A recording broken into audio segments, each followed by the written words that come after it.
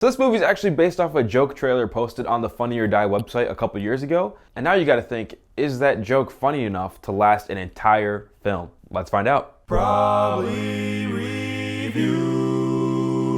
If you're new here, please like and subscribe. It means a whole lot to me. This movie stars Daniel Radcliffe as Weird Al. We have Evan Rachel Wood as Madonna. And then we have Rainn Wilson as Dr. Demento. There's also like 1.5 million cameos in this movie. All right, so this movie follows the origins and massive success of international superstar Weird Al Yankovic. At least that's what the movie tells you. But early on in the movie, you realize that they are heavily embellishing the truth. Almost like a parody. It's a parody. The movie is a parody on biopics. It has the rough past, the struggling artist, this massive jump to success, the cartel, and a lot more. So let's get into the review. So this movie nailed its tone perfectly. It goes back and forth between like believability and complete absurdity, where you're not really sure what's exaggerated. So you're kind of just like laughing at the insaneness of it. And I think it's a great example of how movies can be self-aware without taking it too far or losing your audience. One of my favorite running gags is how Weird Al kind of comes up with the parody songs on the spot.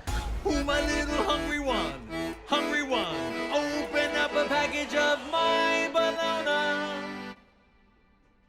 Dude, I've got chills. You know, running gags in movies don't always work for me. Sometimes a joke just works really well as a single joke, and when you repeat the joke, it kind of takes away from that initial joke. If that makes any sense, I'm not a comedy expert. I do think Weird Al re-recorded some of the music in this movie to kind of just give it an updated sound. I wish they did pick more like viral songs, you know, like White and Nerdy, eBay, or Stuck in the Drive-Thru, which was like the peak of humor when I was a kid. Also, I would have killed for a scene where Daniel Radcliffe is like stuck in a drive-thru coming up with the lyrics for the song, and they kind of recreate the old animated music video. Like, I would have died laughing at that. Well, then I looked at her and she looked back at me and I said, I think you have something in your teeth. Speaking of Daniel Radcliffe, unironically, this is like one of my favorite performances from him. He really plays like that struggling artist all the way to massive superstar in such an exaggerated but straight-faced way. And you can tell that he's like loving it the entire time. Also that he knows the joke that they're trying to tell, and the whole movie works